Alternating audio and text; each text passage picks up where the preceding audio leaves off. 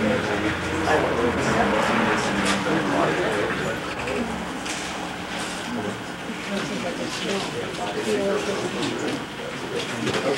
I'd like to thank everybody for showing up tonight. Welcome to Avalon Bookstore. We couldn't convince Groucho Marx that he wasn't dead, so instead we have Dr. Robert Anton Wilson.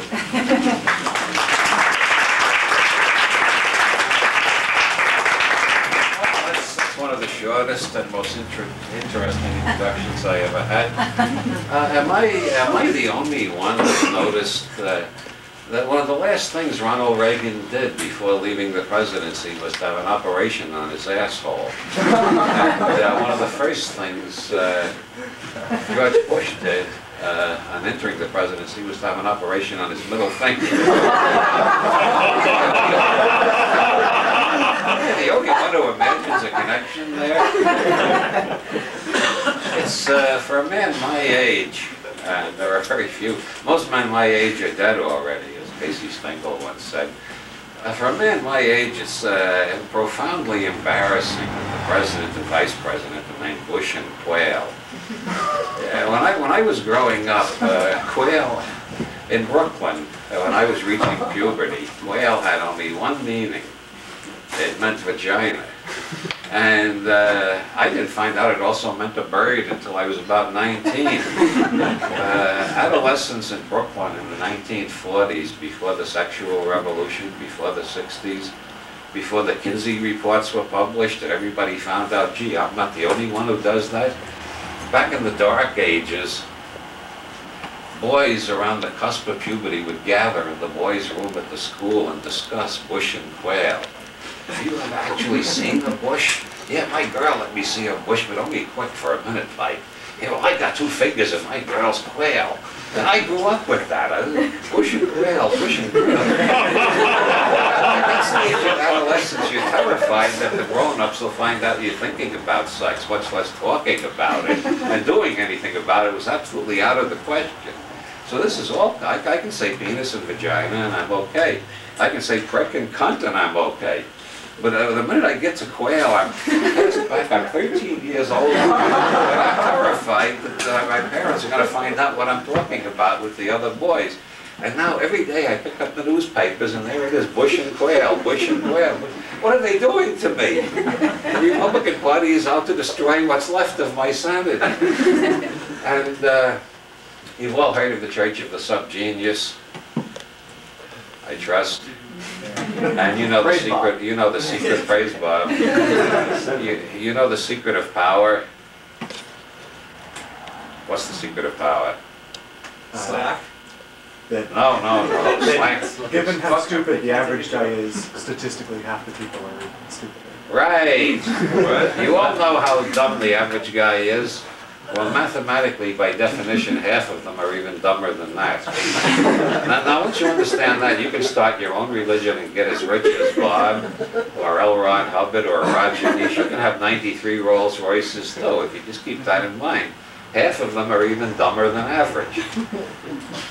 And as if that's not bad enough for the philosopher to contemplate, I mean, if you want to make money, it's good news, but if you're a philosopher, it's bad news. On top of that, we got an incredibly large number of people nowadays who are just plain full of shit. I mean, have you noticed that? Movie stars, they're all full of shit these days. You can get them to endorse anything. I heard recently, honest to God, of the Carol Hemingway show. Maybe some of you up here have heard of Carol Hemingway. It was a very good talk show. She had a woman on who gets testimonials from movie stars for various products. She's the in-between. She makes a good profit on it. She said Elizabeth Taylor recently turned down $1 million to endorse something because she thought it was a rotten product. And suddenly I fell in love with Elizabeth Taylor. All these years, I just thought she's another Hollywood bubblehead, you know, some acting talent, quite a bit of acting talent in some of her roles. But now I'm in love with her. This woman turned down $1 million just on a matter of principle. You can hardly find that these days. Movie stars will endorse anything, and baseball players are even worse. Baseball players will get up there on television with their bare face hanging out and say, "I never thought I'd like eating lepers' turds." They found it gave me that competitive edge I need. They'll do anything for money. AIDS is good for you. I've never been so happy as when I got AIDS. Come and get your injection. They'll say it, you pay them enough money. So we got all these stupid people, and then we got all these celebrities who are full of shit. And then if you look around, you'll find out that at least 30% of the population are batshit crazy. Right? Well, on Santa Cruz, it's about 60%. So you got the just plain stupid, you got the ones who are full of shit, and then you got the ones who are batshit crazy. And now we end up with a vice president who's all three at once. And he has to be named Quail, too. He goes down to Latin America. He's in Brazil. He apologizes to the crowd because he can't speak Latin. He was speaking to the United Negro College Fund, and he tried to quote their slogan, and he said, "It's a terrible thing to lose your mind." I mean, it's a terrible waste to lose your mind. I mean, well, anyhow, I'm not going to do Dan Quayle jokes, though, because he's too easy.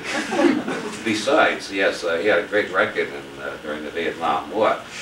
As soon as the Viet Cong found out that Dangerous Dan had joined the Indiana National Guard, they gave up all plans to invade Terre Haute. Most people don't realize that. What I want to know is, have all these years of Playboy centerfolds been conditioning us to accept this Bush and Quayle in the White House? Bush and Quayle, Bush and Quayle. You know the difference between Playboy, Penthouse, and Hustler? This is of no interest to the women in the audience, but I'll get to the women later. The difference between Playboy, Penthouse, and Hustler, I spent a lot of time meditating on this.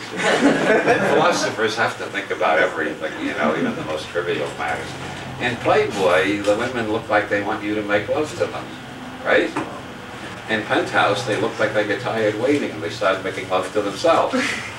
And in Hustler, they look like they're having a gynecological examination. Now you know the difference. And now you know the three types of males who buy the three different magazines, and why we have three of them. There's a lot of inferior imitations, but those are the three major ones. These are the three basic approaches to Bush and Quayle. And that's why we got Bush and Quayle running the country. I hope that's clear.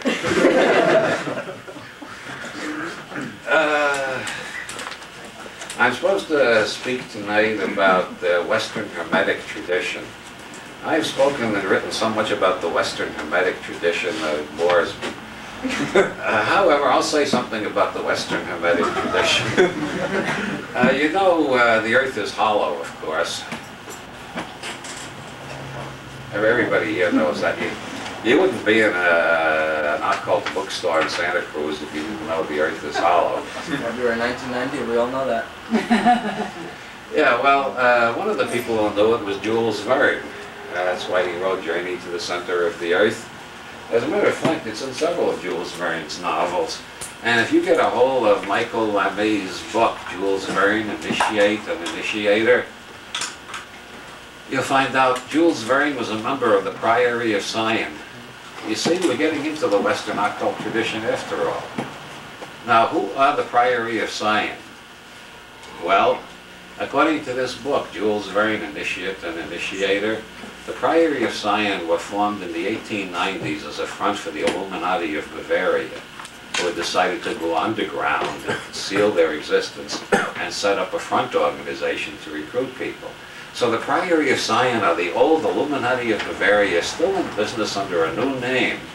And Jules Verne was one of their highest initiates. Hey, you're getting real heavy secret stuff tonight. This is what you paid for, I trust. And one of the major secrets of the Priory of Sion is that the Earth is hollow, contrary to what profane science thinks. The Earth is hollow, and there's an opening that goes right down to the center of the Earth at Rennes-le-Château in southern France, near the Spanish border.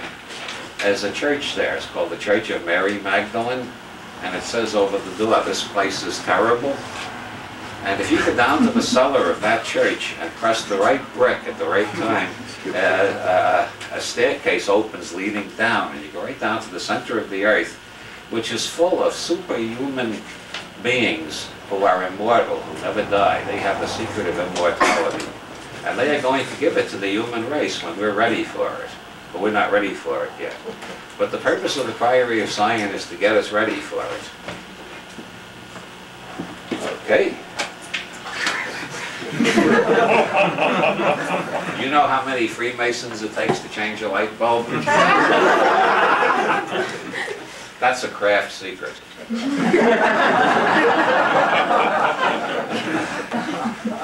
The Michael Levy's theory that the Priory of Sion are allied with immortal superhuman beings who live in the center of the hollow earth, and you can get in through a door in that church, the Church of Mary Magdalene in Rennes-le-Château.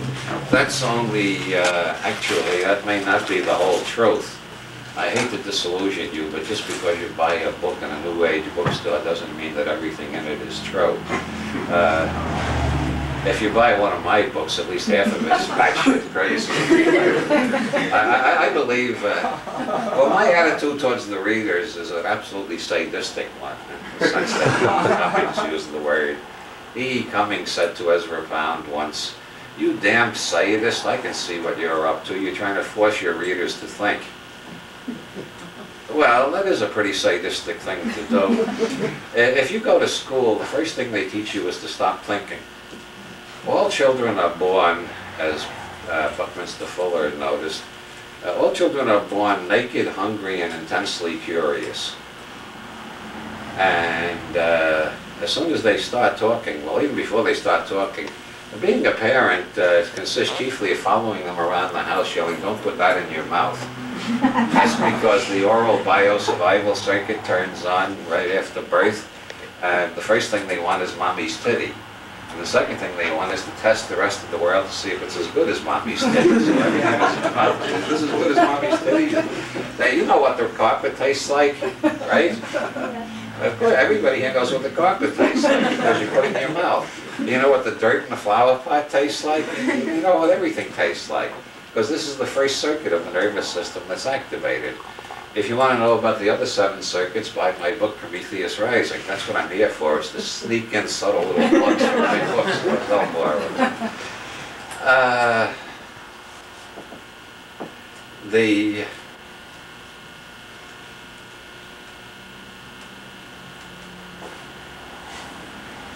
As soon as they learn to talk, as I was saying, they stop testing everything by putting it in their mouth, and they try to find out by wiggling their mouth. And they figure out these sounds that grown-ups make have meaning.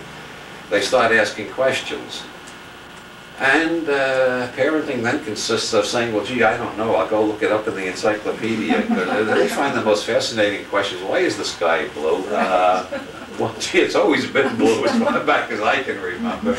Maybe it's full of orgone energy. I don't know. Why is the sky blue? It's the reflection of lakes and oceans. No, wait a minute. And then the next one, why does it rain? Well, there's excess moisture in the clouds, I think, or something like that. But then they want to know, why is America here and not in Africa? Well, and the function of the public school system is to put a stop to that.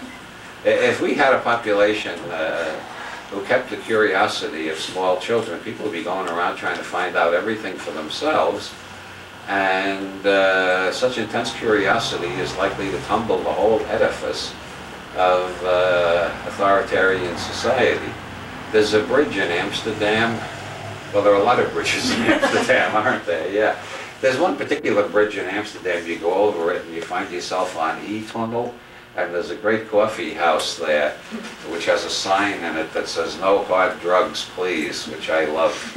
It's so civilized, it's so Nederland, it's the essence of Dutchness. No hard drugs, please. Isn't that polite? It reminds me of when Nancy Reagan was popularizing "Just Say No." And Timothy Leary said, we can be more polite than Republicans. Say, no, thank you. And it said, no hard drugs, please. This is a typical Amsterdam coffee house, which means that you can buy a hashish cigarette with your coffee, which does do a lot to add to the flavor of coffee. And it does a lot for the chocolate buns, too. But no hard drugs, please. That's so civilized and Dutch. Because really, you're sitting around in one of those nice Amsterdam coffee shops with a bunch of friends drinking coffee, blowing ash, relaxed, at peace with the world. You think, gee, someday the whole world will be like Amsterdam. That'd be wonderful. And you don't want somebody in the corner or doing their work, something they're ready to shove the needle in. It lowers the whole tone of the establishment. So no hard drugs, please. I love Amsterdam. But anyway, there's the bridge you cross over there. It says under the bridge, abuse of authority comes as no surprise. One of the most profound political statements I have ever encountered. Abuse of authority comes as no surprise. And authority cannot survive questioning, especially authority that's based on nothing but bluff. And since governments are based principally on force and deception, democratic governments are based chiefly on deception, other governments on force. In democratic governments, if you get too uppity, they give up on the deception and they resort to brute force again, as a lot of us found out in the 60s. Those who didn't find out in the 60s will find out in the 90s, because we're going to have a rerun of the 60s. And so they don't want people going around asking questions. So the question is, how do you stop this natural human curiosity and this incredible intelligence that humans are born with? All humans seem born with a very high IQ compared to chimpanzees, orangutans, dogs, cats, etc. Like a dog. You've noticed that dogs don't have any sense of time whatsoever. You know, you go out the door and you remember you forgot your wallet, you go back in and the dog's, I thought you'd never come back, I thought you'd never come back. Thank God you're back, thank God you're back. I never did learn how to use the can opener. I thought I can't see the food again. It's the same if you've been gone for 2 weeks, you know.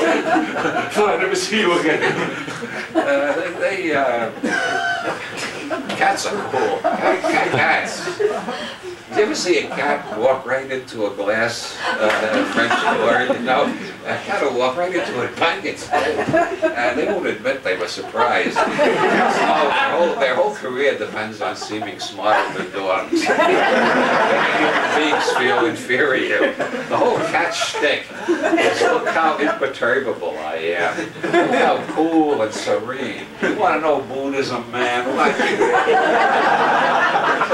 So a cat walks into the glass, bang, turns around. I meant that, I intended that. I don't want people to think stupid. I know what I'm doing. You follow the cat, you see it's hiding behind the couch going,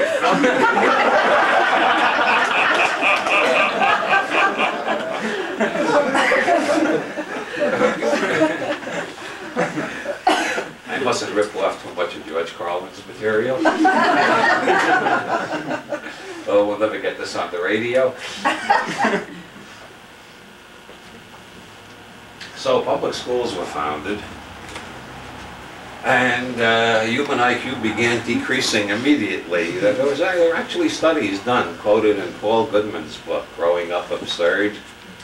Paul Goodman, Growing Up Absurd. Just so you don't think I'm making this up. There have actually been studies done in many schools in the big cities where IQ measurably decreases from the entering of grammar school to the graduation from high school. The longer they're there, the dumber they get. And some people think that's an accident or an oversight or a mistake. But that is the function of the public schools. The function of the public schools is to stop thinking. The idea is to teach people the citizen level of intelligence. They want us to go back before the primate level. I see a few puzzled frowns. Citizen comes from the Latin. It means to repeat like a parrot. Citizenism is the habit of repeating whatever you hear. All brainwashing movements are based on getting people to repeat things together. like Sig Heil, Sig Heil, Sig Heil, or there's a right-wing nut on the radio down in LA named Wally something, or I can't even remember his last name. Wally George, yeah, I can't even remember his last name. You turn him on, and the first thing you hear, he's got this record which simulates a live audience. He made this damn record himself, you know. And it's a whole bunch of voices chanting, Wally, Wally, Wally. And you suddenly realize it's the same beat. Sig Heil, Sig Heil, Sig Heil. It's the same old trick. And he comes on and starts raving, this is a Christian country. I think all the non-Christians should be thrown out of the country right now. Then he gets phone calls and insults everybody who disagrees with him. And then he plays, Wally, Wally, Wally. You think, Jesus, I lived through this in the 30s. What's going on here? With people, after 8 years of grammar school and 4 years of high school, most people are ready for that sort of thing because they have been taught, you never think, you never judge, you never trust your senses, you never report what you see, hear, smell, or any way surmise from the environment. You repeat what the teacher tells you. If they catch you thinking, you get a lower mark. I one time got a C on a term paper at Brooklyn Polytechnic. It was the longest term paper in the whole class. I checked that out. It had more footnotes than any other paper. They were all accurate footnotes, all the proper apparatus of scholarship. And why did I get a C? I asked the teacher, why did I get such a low mark? These guys wrote these little short papers, got A's, and I get this C for this big, long philosophical paper. He said, engineers don't write like that. You must have plagiarized it. He caught me thinking. That's the one thing they can't stand, is if they catch you thinking, they got to find some excuse to punish you. You're not supposed to think. You're supposed to repeat what you hear. And almost all books are written on that principle. Books are written, this is the truth. I have found out the truth. I will now explain it in chapter 1. I'll explain a little more in chapter 2. In chapter 3, I'll summarize chapter 1 and chapter 2 to make sure you get it. Then in chapter 4, I'll tell you a little more. Then in chapter 5, I'll repeat it a different way. Then in chapter 6, I'll tell it to you again. Now you better believe it. I've proven it. Now go and tell all your friends to buy this book so they'll learn the truth too. And people who've been through our educational system, they think they're thinking when they're just repeating like parrots. So I set out to sabotage the whole system by writing books that nobody can believe. You believe one part, you take any book of mine and you believe the first 30 pages, you can't believe the next 30 pages. If you somehow make a synthesis between them on some upper Hegelian level, this is the thesis, this is the antithesis, and somehow I'll make a synthesis up here, you find the next 30 pages throw you into an entirely different reality tunnel. By the time you get to the end, you don't know when I'm kidding and when I'm telling the truth. And perforce, you either have to start thinking, which is how people end up in seminars like this, or they throw the book across the room and they say, what's this son of a bitch up to? I think he should be banned. And that is my whole approach. And it horrifies me that somebody might believe something I've written. Because I know how fallible I am. I've had to live with myself for 58 years, and I know what a schmuck I can be. And the thought that somebody's going to set me up as an idol and say it must be true because Robert Anton Wilson wrote it, that is such a terrifying thought that I perforce had to invent this style of paradox and play to prevent people from thinking they're getting the truth out of my books. What you're getting out of my books is my guesses, my hunches, sometimes my prejudices, but I don't know. Unlike the Pope, the Ayatollah, Rajneesh, Carl Sagan, and all the other prophets of all the various, I don't claim to know the truth. All I claim to know is little hunks of what I've experienced and guesses I've made.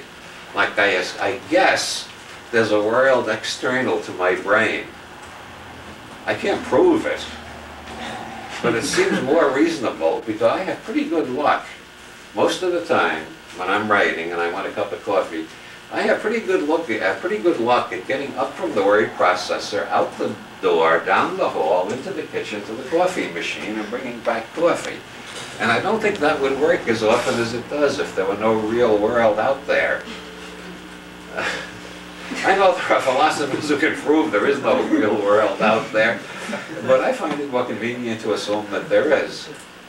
I also assume I don't know anything about it, except how to find the coffee. Beyond that, it gets more and more perplexing and confusing.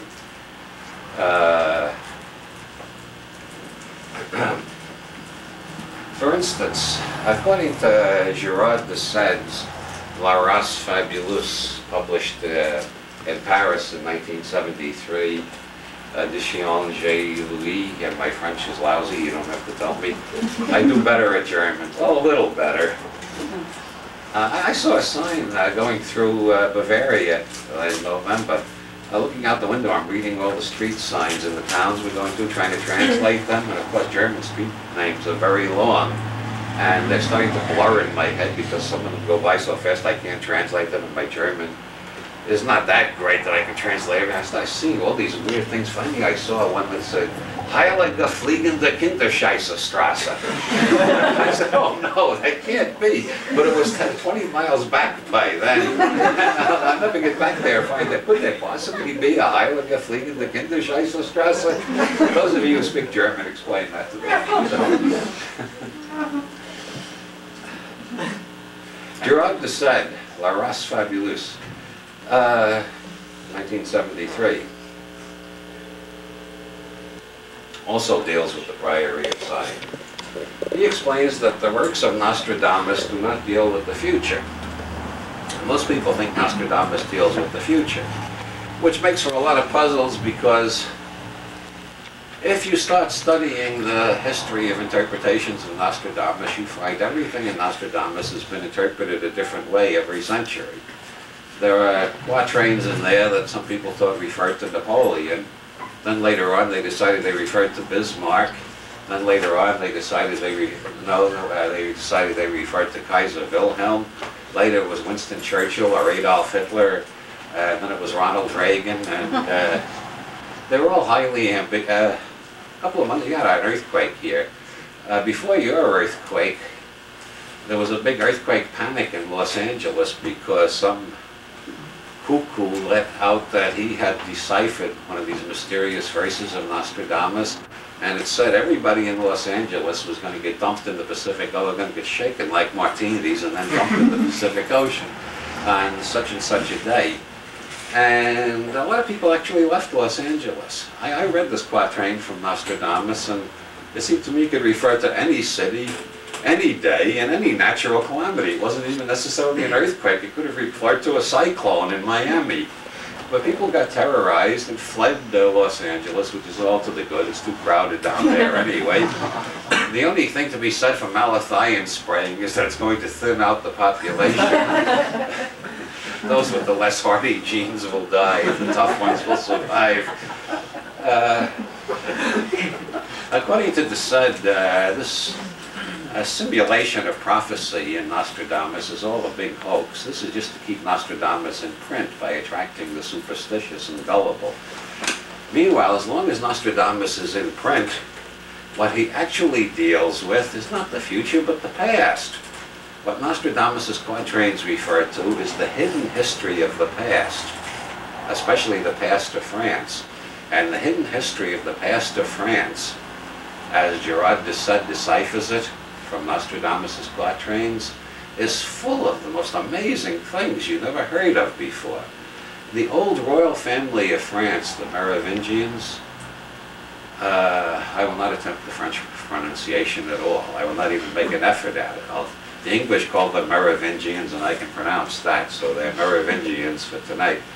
The French royal family up until the 8th to the 9th century, the Merovingians, disappeared entirely. Nobody knows what became of them. The last Merovingian king, Dagobert II, was murdered in the Ardennes forest on December 23rd, 789.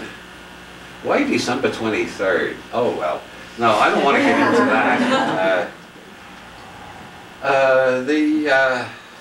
Why the Ardennes forest, which is named after a bear goddess? No, we shouldn't get into that either. That'll just lead us down into further obscurity. And the Merovingian, Dagobert disappeared for several hundred years from history. He was considered one of the mythical kings until somebody in the 18th century, at the dawn of modern historical science, when they went back to original text and compared one text with another and started applying scientific method to history, they proved Dagobert really existed. Why was he murdered and why was he obliterated from history for several hundred years? Well, according to Girard said, the Merovingians were systematically wiped out by the Vatican. The Vatican had to get rid of all the Merovingians because the Merovingians posed a serious threat to them. The Merovingians were descended from the tribe of Benjamin in ancient Israel and Old Testament days, and their mates, who were not human. The tribe of Benjamin intermarried with extraterrestrials from a planet in the system of the star Sirius.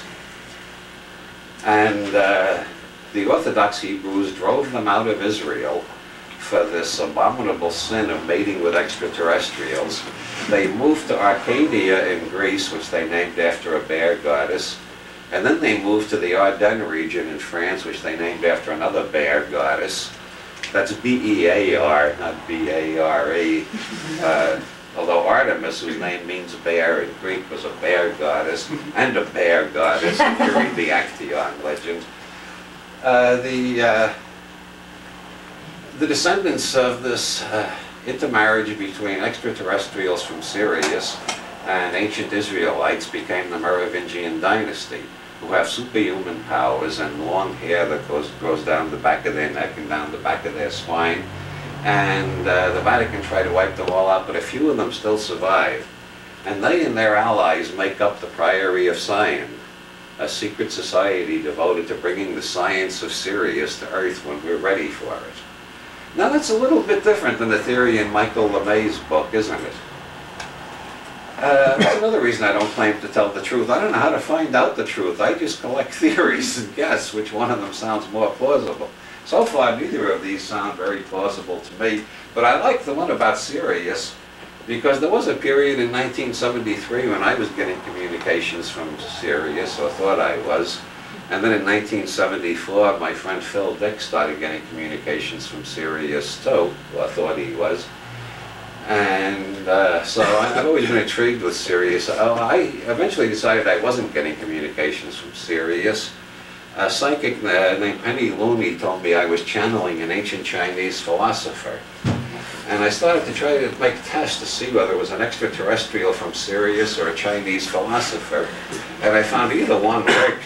Hypothesis seemed to fit the data, just like the wave and particle models in quantum mechanics.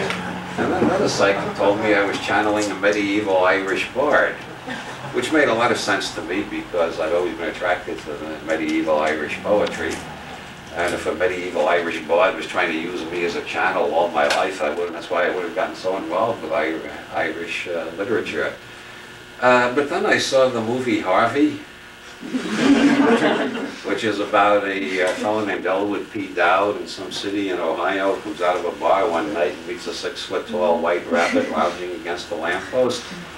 And the rabbit says to him, "How are you this evening, Mr. Dowd?"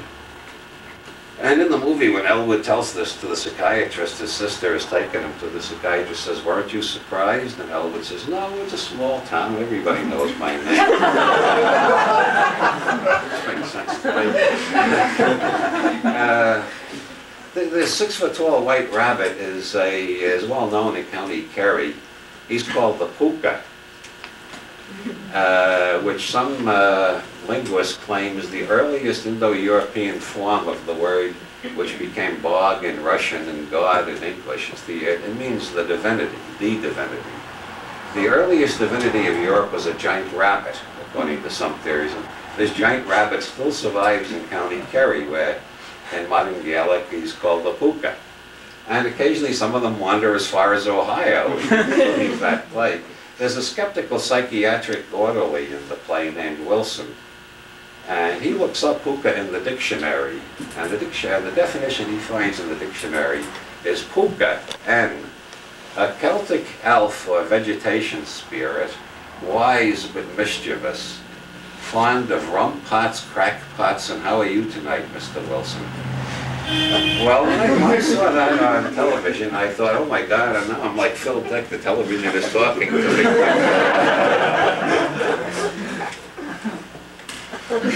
So I decided to experimentally take the attitude that what was communicating with me or through me was a 6-foot-tall white rabbit from County Kerry. And I found that made as much sense as assuming it was an extraterrestrial or an ancient Chinese philosopher or a medieval Irish bard.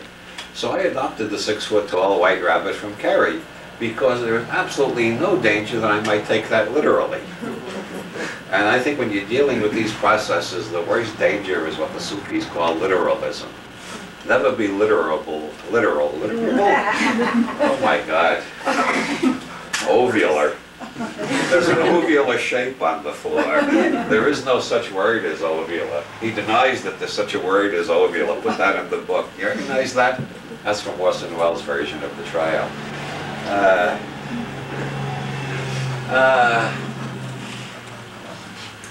If you don't like the 6-foot-tall white rabbit from County Kerry, you can call it the right hemisphere of the brain. Or you can call it the collective unconscious. Anyway, whether I was getting messages from Sirius or from my own unconscious or the collective unconscious, or what lies even deeper than the collective unconscious, according to Jung, the psychoid level, which is the same in all animals, not just in humans, and it's also the same in inanimate matter as it is in animate matter, and it has the quantum characteristic of non-locality. So it includes all space and all time, which explains why you often get precognition on this level, which is what Jung calls synchronicity. One student of Jung tells about a time at the Jung Institute when they were having one of these incredible coincidences after another. And this student said to Jung, I can't understand all this. And Jung said, it's just synchronicity. And then the next day there was more of it. The student says, how can this synchronicity keep on happening like this? Jung said, okay, it's demons.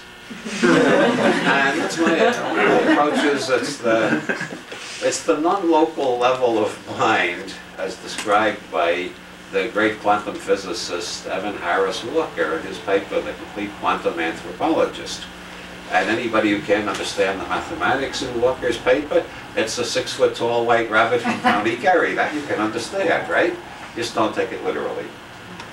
Anyway, there's a church in Stenay, which was one of the capitals of the Merovingian dynasty, which is oriented so that if you stand by the altar and look out the door in the summer, you'll see Sirius framed right in the doorway leading into the church.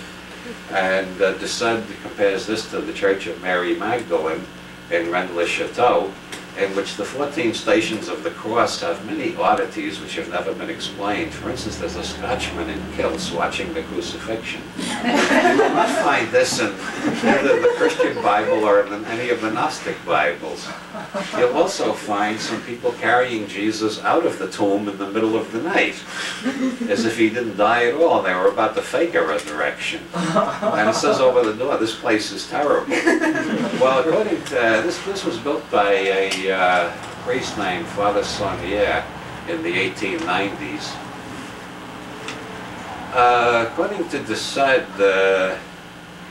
these 14 stations of the cross contain coded references like Nostradamus that shows that the royal family of France is descended partly from Sirius and possess superhuman powers, and there are hints that we'll have peace in Europe and apparently in the whole world once these superhuman beings are allowed to rule us again, after all the mistakes of the last 2 centuries are undone, and all these democratic follies are put aside, and we accept these superhuman beings who have come here just to help us. And I say, gee, that bullshit sounds familiar. We haven't heard that before. We've been hearing that since the Stone Age about various types who have a desire to rule. Oh, we're not humans like you are. We're descended from the sun god. That's what the Aztecs said. That's what the Inca said in Peru. That's what the Hirohito was the last one to claim that, and he was buried. God is dead. Ever since Hirohito was buried, we got no more gods on this planet. He was the last one. Well, no, we still had Rajneesh, didn't we? After Rajneesh was buried, suddenly we were left on our own. We got to figure it out for ourselves now. Well, maybe another god will pop up somewhere. 73, when La Res Fabulous was published, a Swiss journalist named Matthew Pauli published a book called Undercurrents of Political Ambition. He got interested in the Priory of Sion because he found their newsletter circuit was being distributed through the lodges of the Grande Loge Alpine, the largest Masonic brotherhood in Switzerland. As a matter of fact, the Grande Loge Alpine contains the bankers who own the banks in Zurich and Basel, who pretty much control European finance.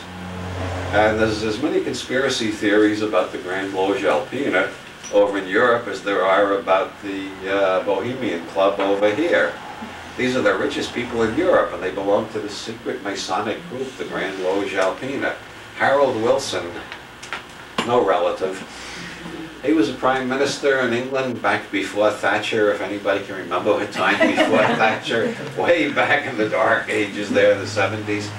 Harold Wilson called them the gnomes of Zurich. As far as I know, he was the only one that ever pronounced the G in gnomes. We call them the gnomes of Zurich. He complained that no matter what any government in Europe tried to do, if the gnomes of Zurich didn't like it, they'd stop it one way or another. And as a matter of fact, governments don't act, governments only react. The bankers make the decisions, and then governments decide how are we going to adjust to this.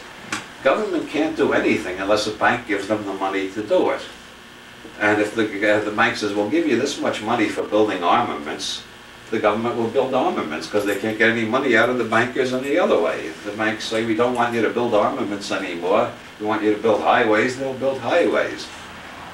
So people will worry about who's president, whether it's Bush or Quayle or pubic hair or anus or whatever. The important thing is who's running the banks. They're the ones who are making the decisions.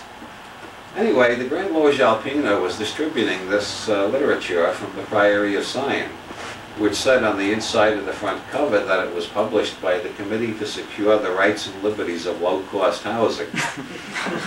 Matthew Pauli, the Swiss journalist, got interested in the Committee to Secure the Rights and Privileges of Low-Cost Housing because he detected in the Priory of Sion publications that there was something that was not exactly centered on low-cost housing.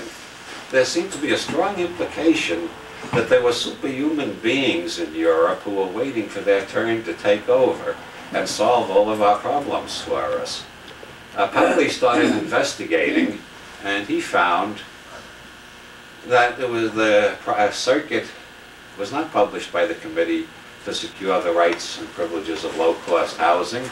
It was published out of the office of the Committee of Public Safety of the de Gaulle government in Paris, which was run by André Malraux, great novelist and art historian, and Pierre Plantard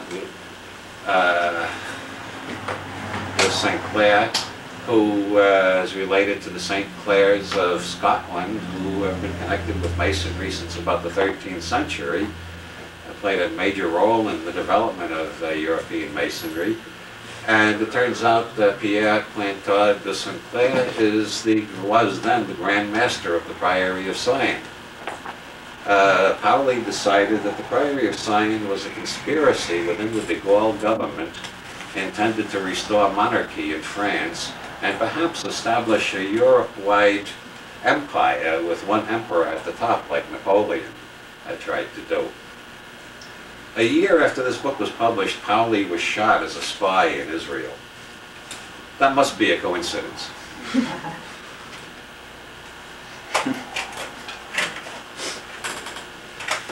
A French magazine,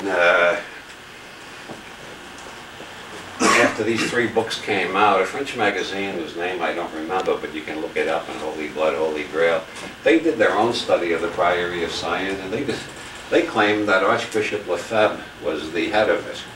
Now, Archbishop Lefebvre was the guy who for about 20 years was going around denouncing the Vatican, claiming the Vatican had been taken over by Freemasons and Satanists during the reign of Pope John the 23rd, and that the Catholic Church was now totally corrupted by Masonic and Satanic influences, and his followers often added to that, he's the man who should be Pope. He never said that himself explicitly, but that's a strong feature in all propaganda put out by Lefebvre groups. They put an ad, did I mention this ad that was in the Los Angeles paper? I think I mentioned it earlier today. A couple of weeks ago in the LA Times there was an ad that said, Jesus and Mary predict huge earthquake for LA. And this ad explained that Los Angeles is going to have a bigger earthquake than you had up here, much bigger. And the only way to survive is by hanging a crucifix on your door, buying a rosary, and getting a copy of the Catholic Bible translated before 1965. That's before Vatican II. This is a key thing with the Lefebvre people, is that everything since 1965, everything that's come out of the Vatican since 1965 has been the work of Freemasons and Satanists. And Lefebvre is the only one who's maintaining the true Catholic Church. And he got away with this for over 20 years. Last year they abruptly excommunicated him. For years I was wondering, why don't they excommunicate this guy? I mean, he's marching up and down Europe, as it were. He's publishing he's got all these followers, putting out all these hysterical publications announcing the Vatican is run by Satanists. And they just ignore him. Well, after 20 years they stopped ignoring him and they excommunicated him, which means that he got more publicity and more followers, naturally. Maybe that's why it took them so long to excommunicate him. He's got a group in Long Island called Our Lady of the Flowers. If you write to them, you will get 2 rose petals blessed by Jesus Christ himself, and a lot of propaganda about why Jesus wants you to kill homosexuals. Jesus is really pissed at the gay men. He's got a real thing. He's off his head on the subject. That's why he's sending the fucking earthquake. This is what the Lefebvre people believe. One of his disciples, Father Lone Cron, who was, matter of fact, ordained by Lefebvre himself, he tried to shoot the Pope in Fatima a couple of years ago, bang, bang, bang, and he missed. Well, priests are not trained. He said at his trial that, in the cross-examination, the prosecutor said, you show no remorse whatsoever. Do you feel no sense of guilt? And he said, I have absolutely no guilt about trying to kill the Antichrist. My only guilt is that I committed some sins of the flesh when I was younger. He's guilty about that 20 years later. He doesn't mind shooting somebody.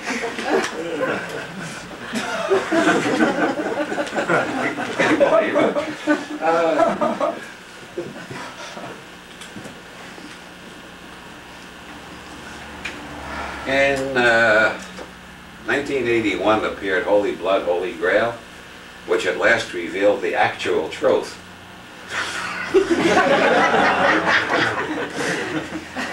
The Priory of Sion is a medieval chivalric order devoted to protecting the descendants of the Merovingian dynasty.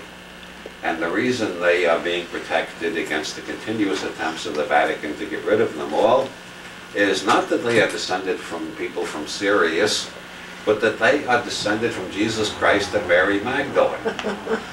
Jesus and Mary Magdalene had a son named Merovingian who emigrated to France, and the Merovingian dynasty is descended from him.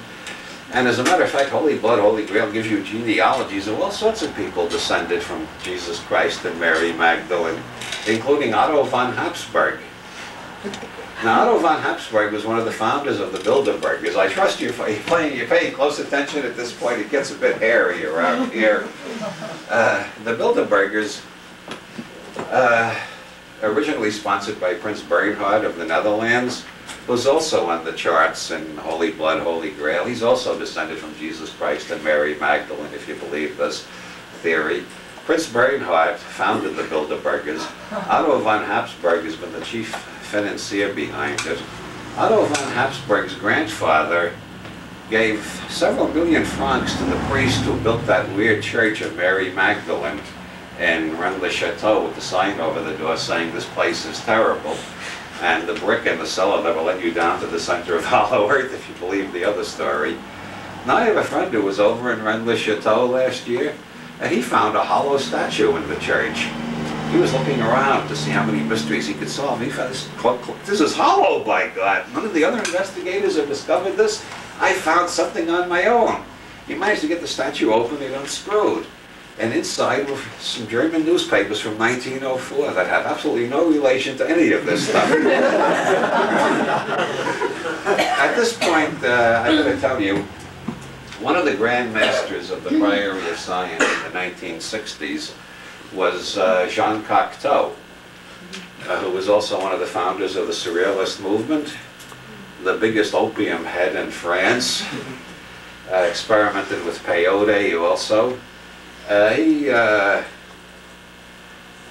a movie Cocteau made with BBC called Portrait of a Poet, and Cocteau insisted on being in on the editing. It was not just about him, he wanted it to have his own style. There's a scene in there of Cocteau coming out of his house, and a policeman stops him, asks him a couple of questions, and then lets him walk on. And on the soundtrack you hear Cocteau's voice saying, "The poet must always be a suspicious character. The authorities must always worry what he is hatching." That's why they have public schools, remember? To make sure nobody's hatching anything. We're all just repeating like parrots. My beautiful wife, Arlen, has read some of this literature, not as much as I have, but I keep waving these books at her and say, "Jesus Christ, look at this, isn't this fantastic? What do you think about this?" And she looked to Holy Blood, Holy Grail and said, "Oh, it's obvious. I can see it. 1932, a cellar in Paris. Cocteau, Dali, André Breton, a whole bunch. They're all sitting around smoking opium. And one of them says, you know, surrealism has pretty much had it. People are getting bored. We can't revive Dada. What are we going to do?" And Cocteau takes a long toke. "Let's overthrow the Catholic Church."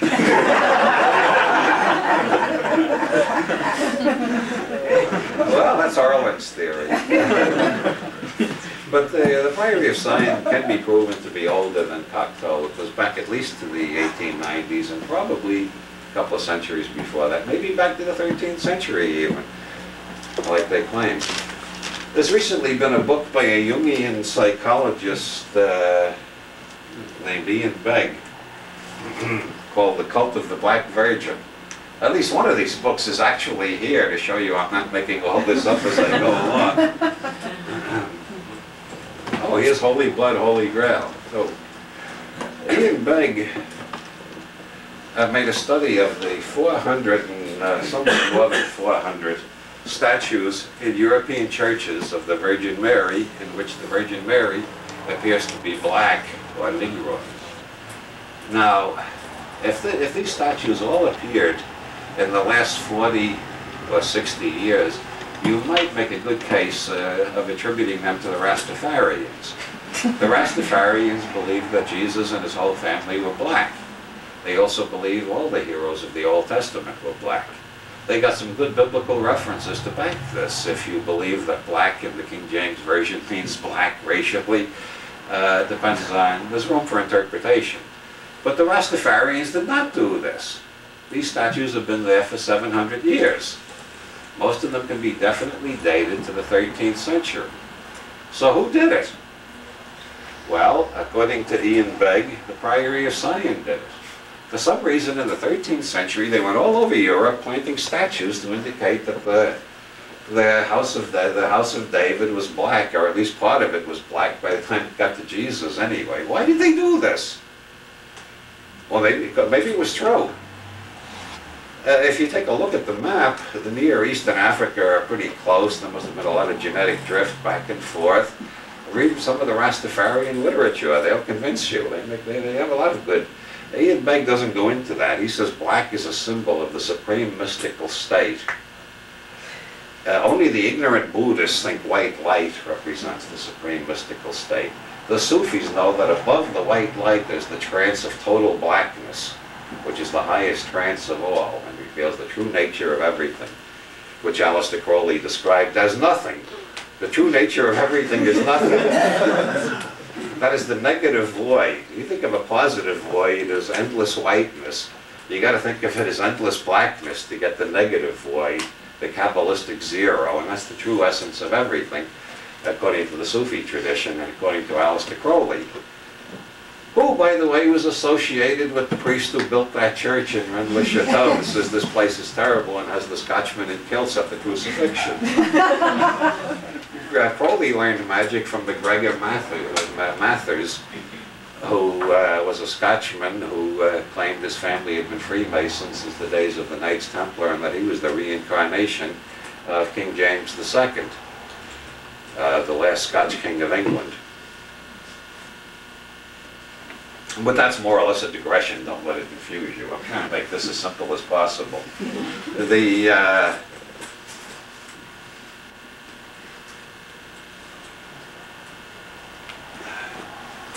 Ian Begg, yeah, the cult of the Black Virgin.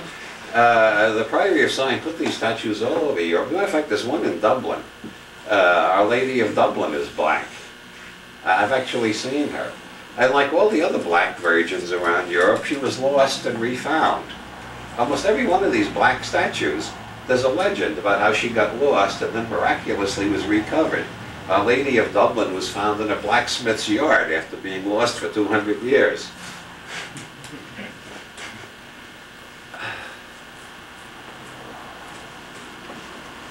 Dionysus. This fellow studies the geometry of that church in Rennes-le-Château in relation to the geometry of the surrounding area. And you see he managed to make pentagons, he managed to make spirals, all sorts of interesting patterns. Yeah, this is the one he calls the vagina of Nuit. Nuit was the Egyptian star goddess. This illustrates the first law of lay hunters, which is that any group of churches and prehistoric megaliths can be connected into an interesting geometrical pattern if you use a small enough map and a thick enough pencil. He uses a small enough map and a thick enough pencil to get the most interesting diagrams I've ever seen in any of these lay hunting books.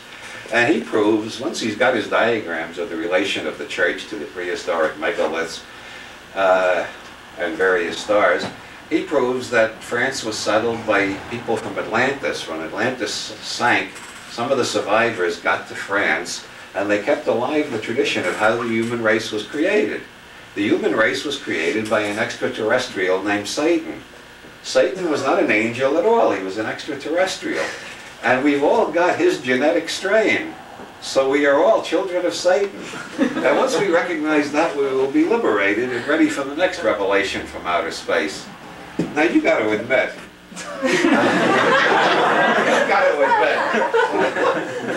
some people are stupid, some people are batshit crazy, and some are just full of shit. You got to admit this is much better bullshit than you get from Romford.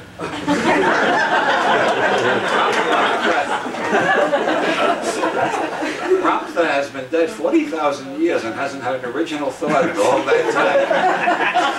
You can't get anything from Ramtha you can't get from Hallmark greeting cards. Well, or the editorials in Reader's Digest. This stuff is original and provocative. This stuff might actually come from extraterrestrials. At least it shows a rather transhuman sense of humor and a definite attempt to adjust our minds in such a way that we are no longer sure that we fully understand the difference between poetry and reality, which is another reason for suspecting Cocteau was the main architect. But this does enlarge the mind, liberate the energies, and create an acute case of paranoia when you trace all the people on that Merovingian chart, like Otto von Habsburg is the president of the Society for the United States of Europe. They've been working for decades to create a united Europe, which is about to appear. Just when they're about to do it, the whole Eastern Bloc breaks loose from Russia. Why did Gorbachev let them break loose? Who's dealing with who behind the scenes? What has this got to do with the gnomes of Zurich who put up the financing before any major political change can occur? What has this got to do with the Pay-Do group in Italy? Pay-Do was using the Vatican Bank to launder most of the cocaine money from South America and most of the heroin money from the Near East. The heroin money came by way of the Grey Wolves, one of whom, Mehmet Ali Agca, ran the money through the Banco Ambrosiano in Milan, which was owned by the Vatican Bank. He tried to shoot the Pope, remember, in St. Peter's Square? It's funny how many people try to kill this Pope.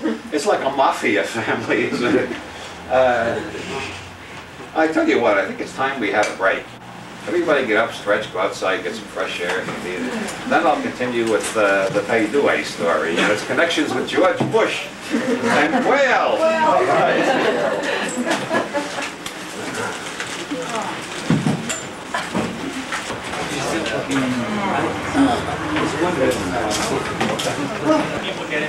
Some people came up and asked me questions while I was signing notes for some other people, and it got a bit chaotic, but it did suggest to me that people have a lot of questions. Now I have to leave at 8:30 because I have to catch a plane. So I think I will put the question, I think I will put a question period in here, and if things work out okay, I'll put another question period in just before I leave, after I go through the Vatican Bank, cocaine business, George Bush, Skull and Bones, and so on. But right now, those of you who are absolutely desperate to ask questions, here's your chance. Yes?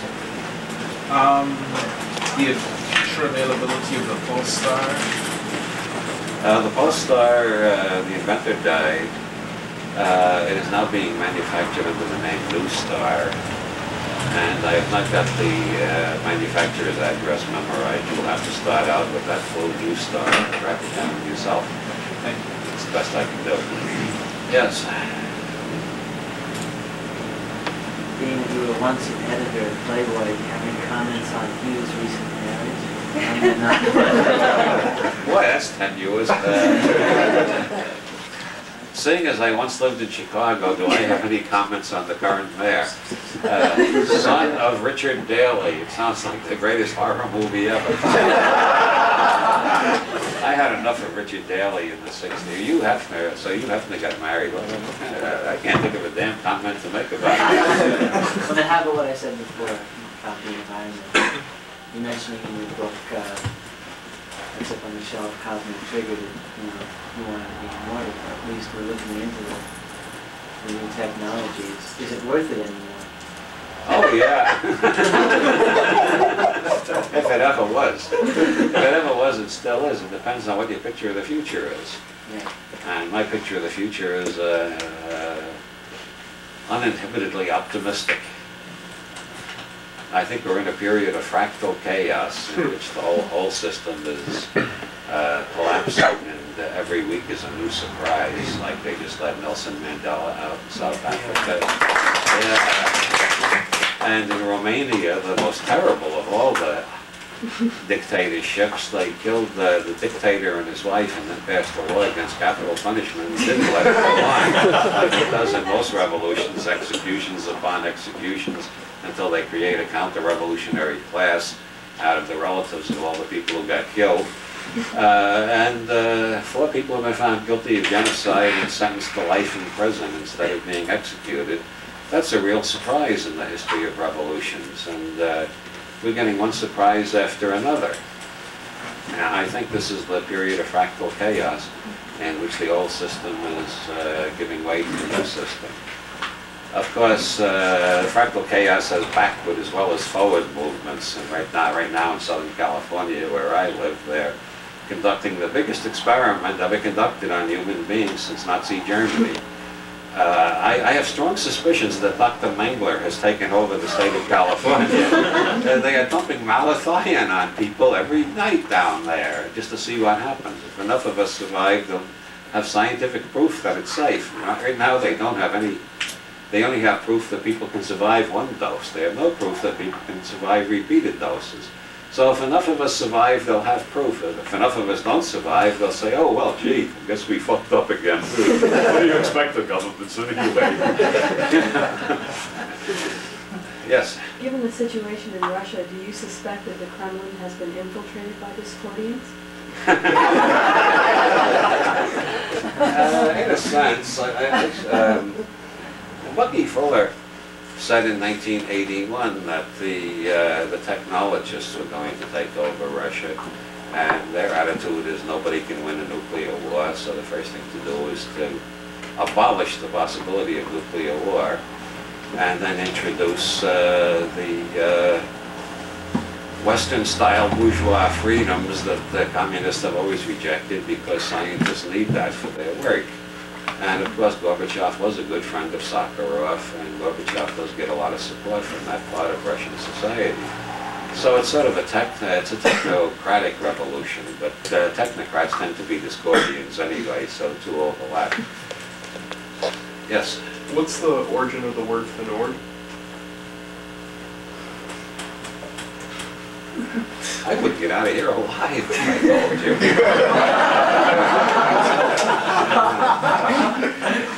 I'll quote you from the Gospel of Thomas, which is the earliest of all Gospels, earlier than any that got into the Bible. It's dated, it's probably written right after the death of the late Redeemer, and probably by his twin brother. At least according to one version, Thomas means twin. It says the Gospel of Judah Thomas, and that probably means Judah, the brother, the twin brother, or at least that's one interpretation of it. In there, Jesus tells something to Thomas, and the other apostles say, "What did he whisper to you that he didn't want the rest of us to hear?" And Thomas said, "If I told you, you would pick up stones and kill me." Next question. You already had a question.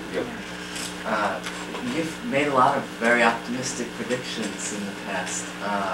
A lot of people seem to have predictions about the time frame of the changes that we seem to be in. Do you have a latest prediction regarding the time frame? And to quote Robert Heinlein, it does not pay a prophet to be too specific.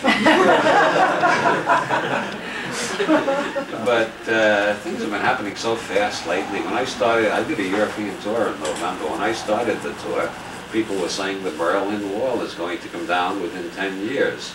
When I finished the tour, people were saying, which week will it be? When I got back here, the wall came down already. I got a piece of the wall on my mantelpiece sent to me by a friend in Berlin. Things are happening so fast that the only prediction I'll make is that everything is going to happen faster than we expected. Okay, any more questions? Yes? Where is Gregory Hill and what's he up to? Gregory Hill is the head of a large computer facility owned by one of the largest banks in the United States. He's not writing anymore. Running this big computer complex is keeping him busy enough. And he's still the same whimsical, surrealist character, which makes me wonder what's happening to the banking system. Kerry Thornley? Kerry Thornley is still sending out long documents explaining that he killed John Kennedy while under hypnosis by the CIA, and I was his CIA babysitter, and I only deny it because all CIA agents deny what they did. And I thank him for the publicity.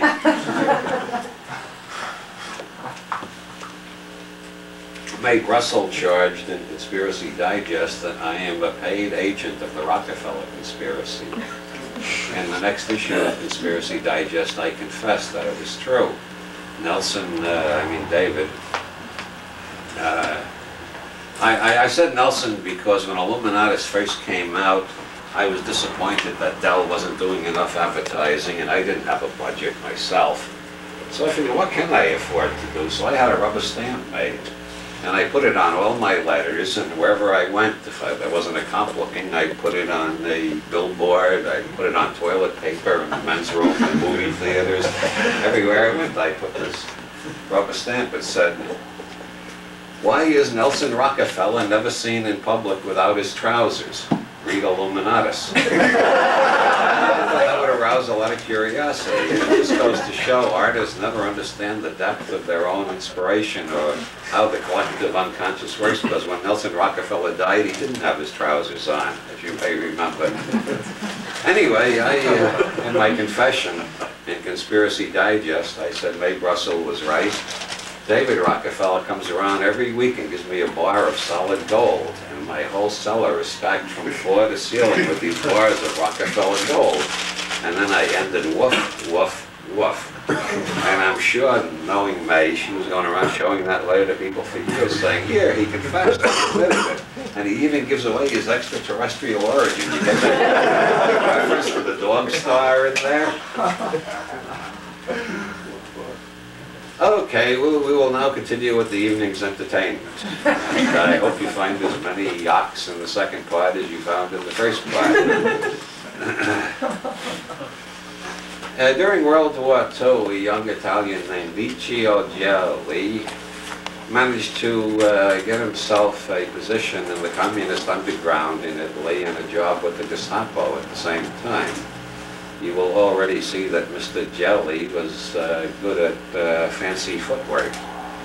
He managed to go through the whole war working for the underground and the Gestapo simultaneously, persuading each side that he was betraying the other and actually loyally serving them.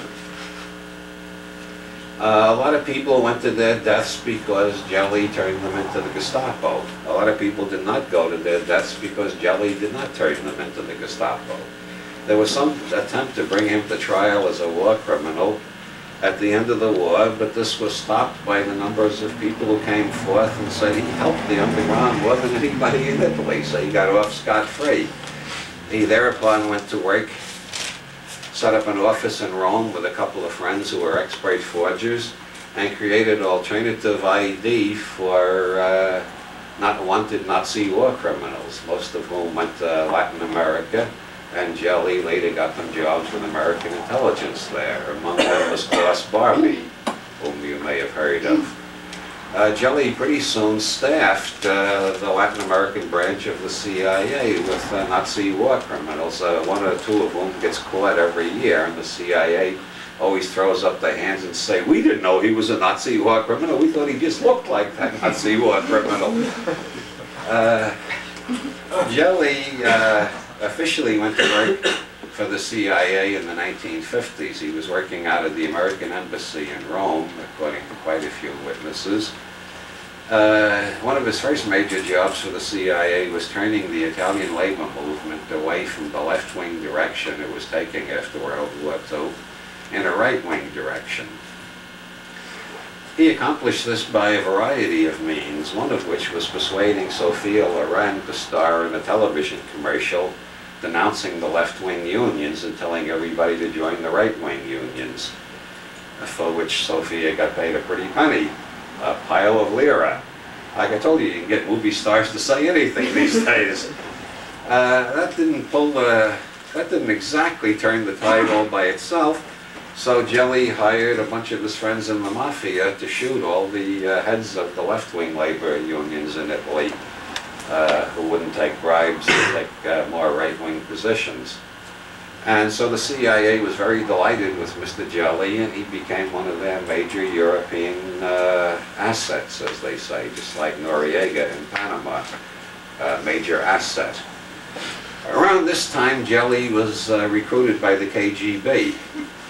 Well, why not? If you can convince the Nazis and the communists you're on the same side during World War II, you can convince the CIA and the communists you're on their side during the Cold War.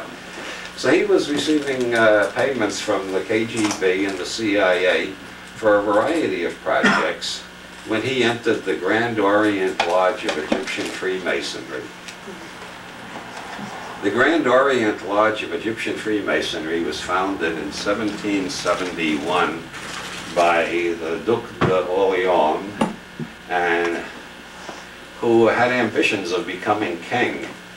Orléans knew that if the right 7 people died at the right time, he would succeed to being king. It was just a question of persuading these 7 people to die at the right times.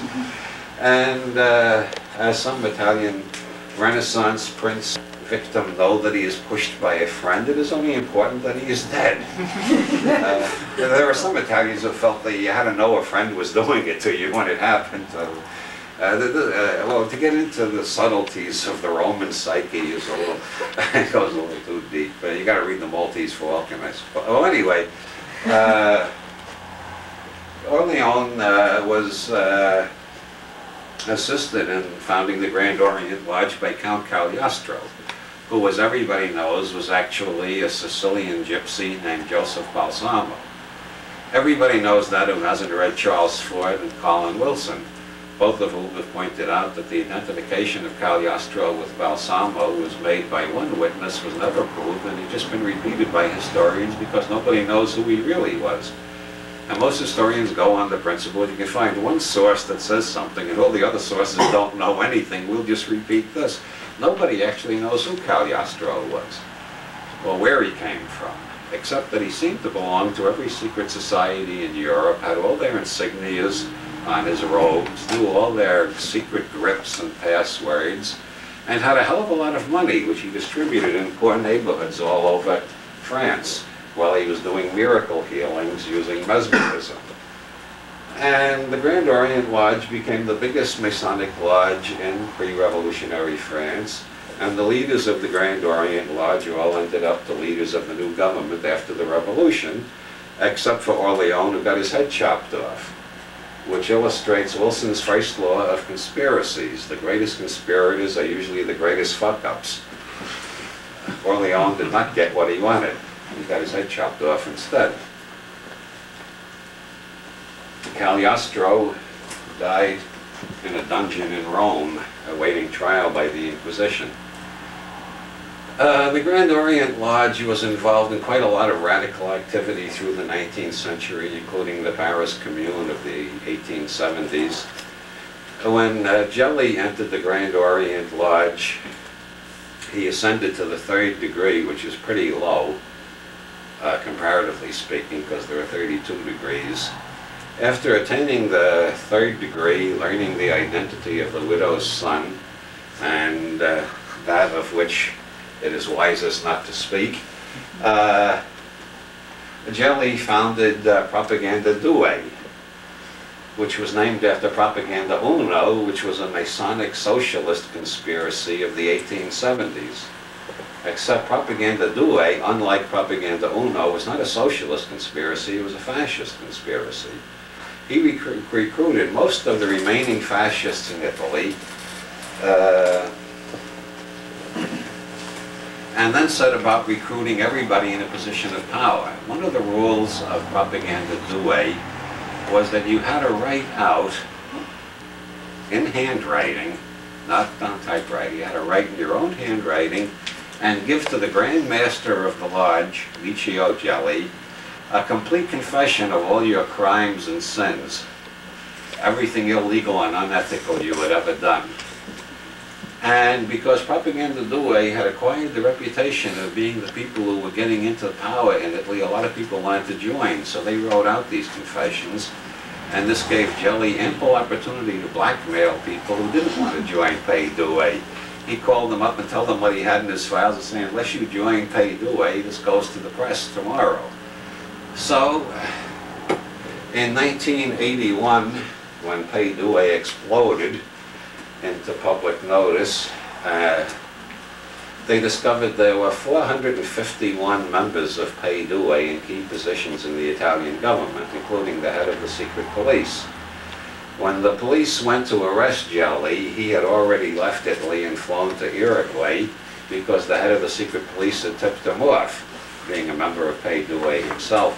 The head of the secret police was indicted for conspiring with Jelly to overthrow the government, install a new fascist government, and in the course of this conspiracy, they performed, the investigating magistrates alleged, several terrorist bombings which they blamed on the Red Brigades to persuade the Italians there was a massive anarchist threat loose in the country and they needed a fascist government to protect them from it. The head of the secret police died before he could be brought to trial. He was a Knight of Malta, so was Jelly. The Knights of Malta are an ancient Vatican secret society devoted to trying to put things back to the way they were in the 13th century, more or less. The main purpose of the Knights of Malta is to correct the errors that have crept into the Western world since the rise of Protestantism. The Western world is full of people who do not acknowledge the infallibility of the Pope. This is an error. The Western world is full of people who believe it's legitimate to overthrow an ordained monarch. This is an error. Pope Leo the 45th, as Joyce calls him. What number did he have? Oh, you know the bastard I mean. Leo in the 1870s, he wrote a syllabus of errors, listing all the errors of the modern world. Most of them you'll find in the American Bill of Rights. These are all errors. Freedom of the press is an error. The press only has the freedom to print the truth, and the church defines the truth. The idea that we can print whatever we want is an error. The function of the Knights of Malta is to undo the Protestant Reformation, undo the democratic revolutions of the 18th century, and reestablish papal control over the whole world, the way it should be, the way Jesus intended it to be when he founded the Catholic Church. You all know Jesus founded the Catholic Church, right? So Jelly was a Knight of Malta. The chief of the secret police was a Knight of Malta. Within Masonry, which the Knights of Malta have been trying to abolish for 200 years, they founded this quasi-Masonic order called Priory. The next in line for chief of the secret police, after the head of the secret police died, turned out to be a member of Priory also. He was brought to trial for conspiracy in the Bologna railway bombing and acquitted. Jelly, in the early 1970s, had recruited Roberto Calvi, who was a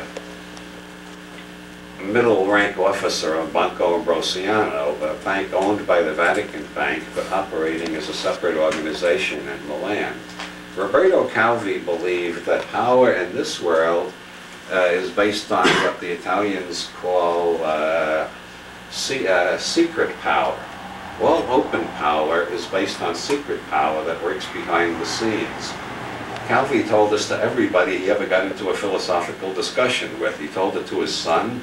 He told it to other workers at the bank. It was one of his favorite topics when he wasn't recommending The Godfather. Calvi always told everybody, there's only one novel you have to read. Read The Godfather. That's the book that shows the way the world is really run. The rest of it is all romantic nonsense. So Calvi had a deep passion to find out who held the secret power so he could join them and be on the winning side, which makes a lot of sense if you want to be on the end. I'm always amazed by paranoids who find out who holds the power and then spend all their time fighting with them. If you know who holds the power, the thing to do is join them. If you're going to fight them, you're just going to wear yourself down, right? Doesn't that make sense? Or do we have some idealists left in the world? Well, Calvi joined Propaganda Due and got to be president of Banco Ambrosiano. Michele Sindona, who was a lawyer for the mafia, for several mafia families in particular in Sicily, he joined Priory and got sent over to the United States, where he offered Richard Nixon $1 million for the 1972 campaign, which Nixon's people decided to decline because they didn't like the possibility of this being traced back to the mafia. Whether they ever managed to give the $1 million to Nixon through some subterranean channel, I have been unable to discover.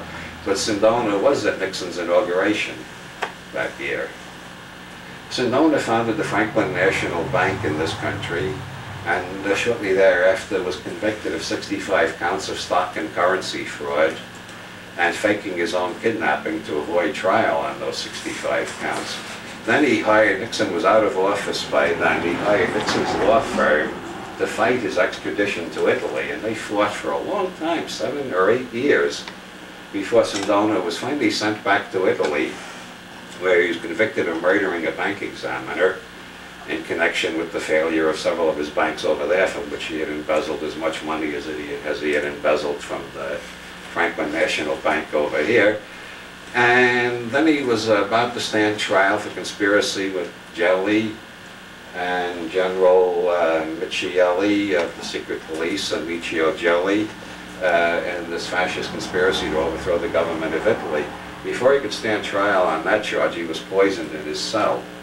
Roberto Calvi was indicted for embezzling from his own bank, for laundering heroin money for the Grey Wolves and other groups in the Near East. But the Grey Wolves are especially interesting. They believe Allah the Islamic God has appointed them to destroy the state of Israel. Now Allah, like many gods, is inscrutable. He says, go do this, and he doesn't tell you how. The Grey Wolves are a bunch of poor Palestinians with not a pot to piss in, so to speak, or at least they were when they started out. How are they going to overthrow Israel? Well, they figured out how. They started dealing heroin. And pretty soon they had enough money to buy lots of guns. And then they found another source of money. They started renting out some of their leading, their most talented young men as assassins to other terrorist groups around Europe. And that made more money for them. Finally, one of them tried to shoot the Pope for reasons that have never been explained. It gets Byzantine, doesn't it? This money was being laundered through the Banco Ambrosiano, which was owned by the Vatican Bank, which was managed by Archbishop Paul Marcinkus. Have you ever heard of Archbishop Paul Marcinkus before tonight? Isn't that amazing? Everybody in Europe has heard of Archbishop Paul by now. And in this country, he got into the headlines back in the early 70s when Frank Hogan, the district attorney of New York, tried to extradite him to the United States to stand trial. And the Vatican refused to let him be extradited. And there was a bit of a tussle over that. What Hogan wanted Marcinkus to stand trial for was Hogan had, and his investigators, had discovered that the Rizzi family in New York and the Roselli family in Las Vegas. Now Johnny Roselli started out as a gunman for Al Capone, but he ended up running all mafia projects in the Las Vegas, Nevada area. Johnny Roselli was frequently accused of being in on the Kennedy assassination by various amateurish and bungling conspiracy investigators who aren't as smart as I am. I mean by conspiracy investigators of the highest intelligence and integrity who arrived at different conclusions than me. Johnny Roselli and the Rizzi family in New York printed $1 billion in counterfeit stock and deposited them in the Vatican Bank, whereupon they disappeared. The Vatican Bank is the financial equivalent of a black hole. You know, a black hole, nothing ever gets out of, not even light. Even light can't escape from a black hole. Well, nobody knows what's going on in the Vatican Bank except the people who run it, because the Italian bank examiners can't get in. The Vatican is not part of Italy. It's a sovereign state. That's why Noriega could take refuge in the Vatican embassy. It's a sovereign state. They have embassies just like any other government. They're not only a church, they're a government too. So nobody can get into the Vatican Bank. So once something gets into the Vatican Bank, it disappears from profane view, and only God and Archbishop Marcinkus know what becomes of it. So $1 billion of counterfeit stock went into the Vatican Bank and was seen no more.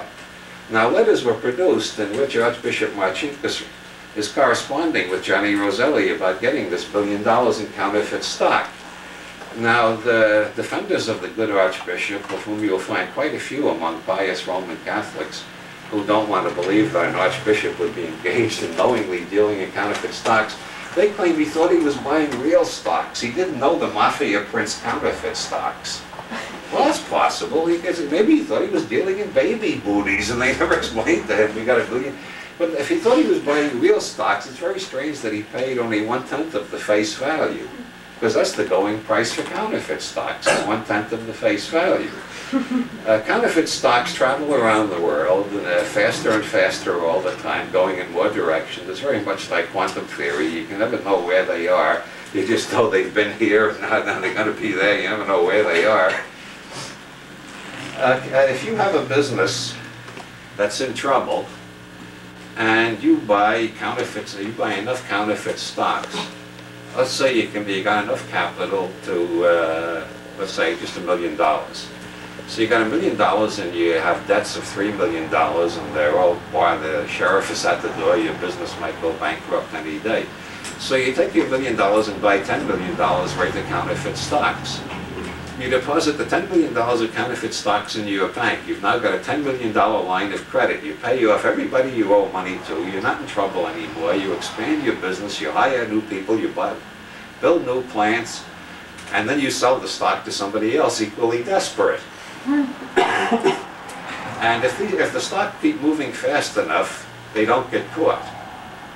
The stocks that get caught are not counterfeit stocks by and large. It's stolen stocks that banks are apt to notice. Counterfeit stocks, they sometimes notice, but if they move fast enough, the banks don't look at them that closely, and so they keep traveling.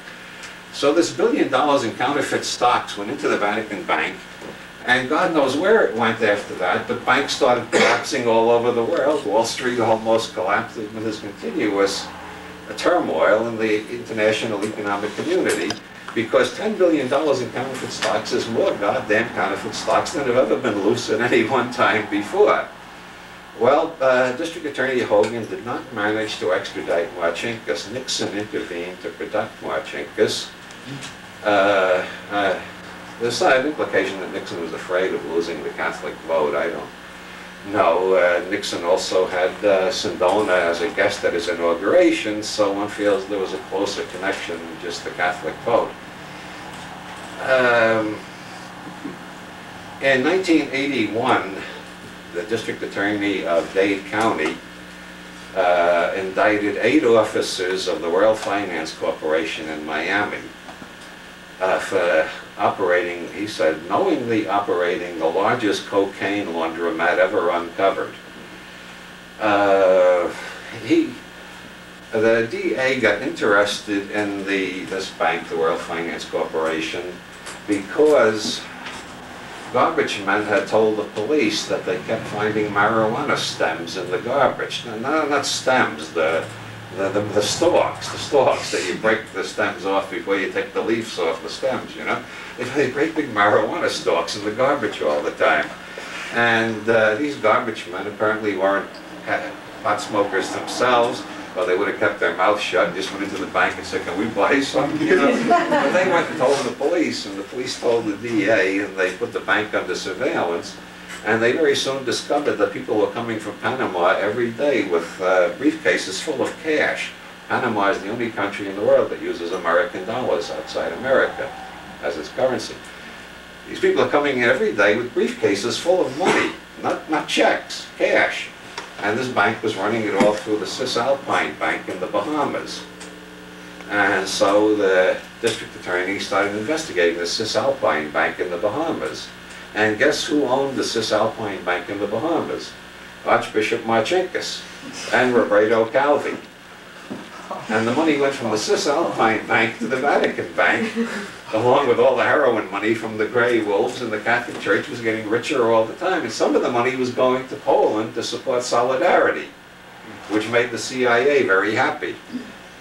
A lot of the money found its way back to Central America to support the death squads that the CIA is running, because the Senate Intelligence Committee, from the time Jimmy Carter got in 1976, until Reagan got in 1980, the Senate Intelligence Committee was getting a lot of cooperation from Stanfield Turner, who was the head of the CIA at that time, disapproved of the CIA's involvement with the drug business, and fired over 400 agents for being involved in the drug business.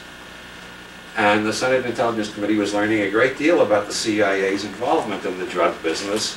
So the CIA fired all these people, who thereupon went into the drug business in a much bigger way than ever before.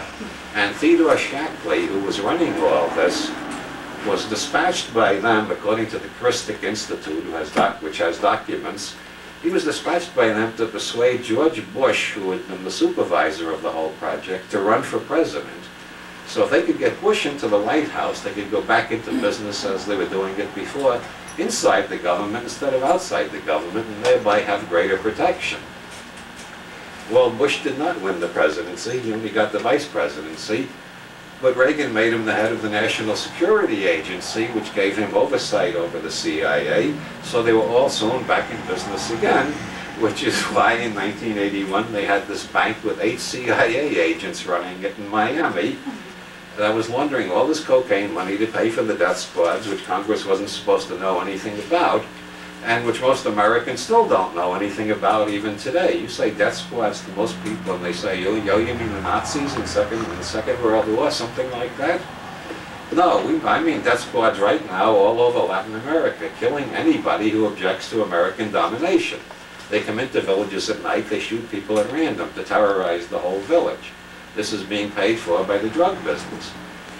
I'm sorry if you like cocaine, this might make you feel a bit queasy about it, but I told you wouldn't find this part as funny as the first part.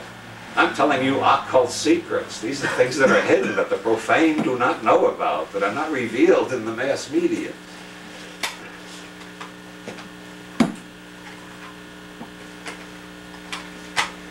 The World Finance Corporation was run by Hernandez Cataya, who was one of the people, along with Howard Hunt, who had masterminded the Bay of Pigs invasion. Now, in the Watergate tapes, don't I sound like Mae Russell at this point? In the Watergate tapes, you find that Howard Hunt demanded $1 million. Among other things, he not only threatened to tell the truth about Watergate, but he said he'd reveal that whole Bay of Pigs thing. And Nixon says, oh, we can't let him talk about that Bay of Pigs thing. I'll get the $1 million. I know how to get $1 million. Remember that part of the tapes? And does anybody remember? It was way back. It was '73. Does anybody remember that far back? You can still see dramatizations of these tapes with Rip Torn playing Nixon on television. What Bay of Pigs thing was Nixon so worried about that he was willing to pay $1 million? I thought all the Bay of Pigs secrets were out by '73. Apparently there was something that was still hidden in '73, and Nixon paid $1 million to keep it covered up, and it hasn't come out yet. Hunt kept his mouth shut. Hunt's wife got the first payment of the $1 million, got on a plane, and the plane crashed just short of Chicago Airport, you may remember. The pilot was found to have an unusual concentration of cyanide in his blood, but the investigator who was appointed by Nixon threw out the head of the FAA, which investigates such things, and put in somebody else, who announced, oh, it's normal for people to have that much cyanide after an airplane crash. That's what they say, I swear, that's what they say.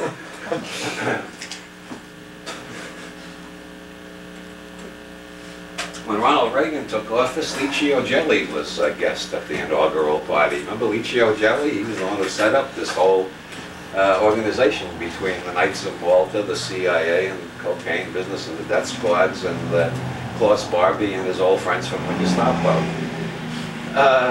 In 1944, before the invasion of Sicily, the OSS, the parent of the CIA, went to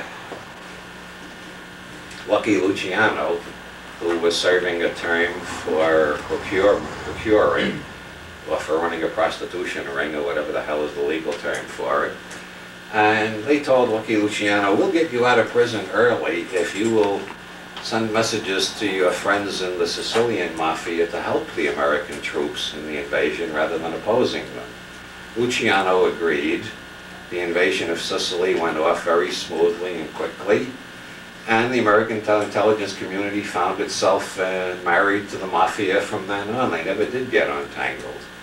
After the war, they used the Mafia to attack the French labor unions in southern France, and then onward through Licio Gelli, they went after the Italian labor unions and so on.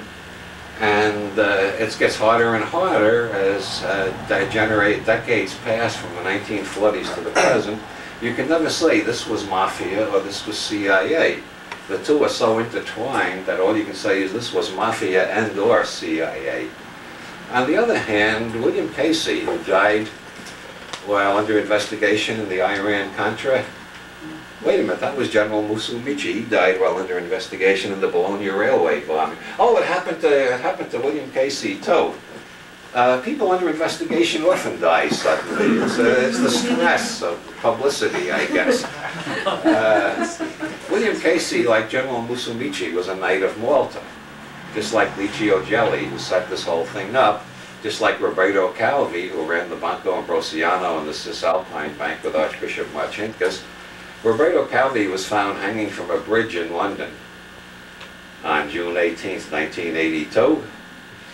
Scotland Yard ruled that it was suicide. There was a lot of criticism in the English newspapers, and there was especially a hell of a lot of criticism of the fact that Calvi was a Freemason, and the detective who investigated for Scotland Yard was a Freemason too. And the Calvi was found hanging where the rising tide had covered his dead body. Now the first degree oath in Freemasonry includes, or used to include, they changed it since Calvi's death, by the way. It used to include, and if I ever betray my fellows in the craft, may I be hanged where the rising tide will cover my dead body. Which pretty clearly indicates that Calvi was killed by his fellow Freemasons, or by somebody who ardently wishes us to think he was killed by his fellow Freemasons. His wife claims he was killed by the Vatican. Clara Calvi has said consistently from the beginning, from the time Calvi was found hanging from the bridge, she still says, he told her, he called from London and said he was going to come back to Italy, surrender, turn state's evidence, and reveal the people in the Vatican who had hatched all these major crimes he was involved in. Generally, when you turn state's evidence on crimes of that level, you get off. The other people take the fall. And he said he's afraid that the Vatican will try to kill him, but he thought he had enough on them that they wouldn't dare do it in public. That's sort of the way General Noriega feels right now. They won't dare do it. Well, everybody knows I'm here in the prison. And, anybody want to give odds that Noriega will survive 2 months? 2 months. 2 months. 2 months? How about 3 months? No. Calvi's son also says the Vatican ordered his death. There's another book written by 2 Italian journalists who claims the Mafia killed Calvi because he shortchanged them on one of the heroin deals. So there's more than one theory about Calvi. The interesting thing is the Knights of Malta include Otto von Habsburg, who's also a member of the Priory of Sion and the president of the Society for the United States of Europe, and a direct descendant of Jesus Christ, if you believe the genealogies in Holy Blood, Holy Grail. So maybe the earth is hollow after all.